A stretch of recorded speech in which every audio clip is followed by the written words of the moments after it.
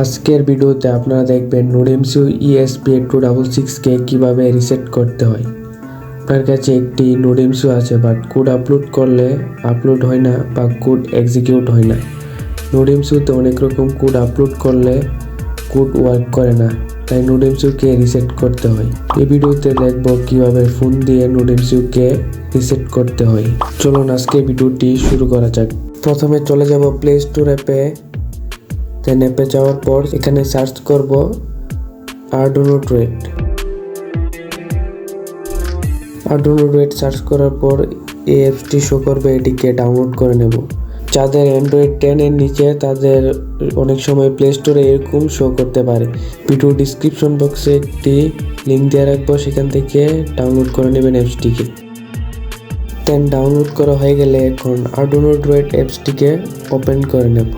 Open করা হয়ে গেলে এখন চলে যাব 3 ডট মেনুতে, তারপর চলে যাব সেটিংসে যাওয়ার পর এখানে বুট টাইপ নামে একটি অপশন আছে, সেখানে চলে যাব। দেন চলে যাব ESP8266 এই জায়গায়। তারপর যাওয়ার পর এখানে একটু স্ক্রল করব। দেন এখানে লেখা আছে নোডএমসিইউ ESP12E মডিউল, সেটাকে সিলেক্ট করে ওকে করে নেব। আমি ভিডিও ডিসক্রিপশন বক্সে এরকম একটি কোড দিয়ে রাখবো, সেই কোডটাকে ঠিক এইভাবে কপি করে নেবেন সবটাকে। দেন কপি করে নিয়ে চলে যাবেন আরডুইনো ড্রয়েড অ্যাপসে।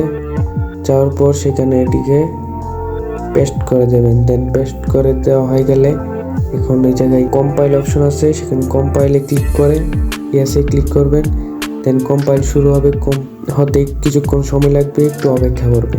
এখন কম্পাইল কমপ্লিট হয়ে গেলে এখন নোডএমসিইউটিকে ফোনের সাথে ওটিজির সাহায্যে কানেক্ট করে নেব।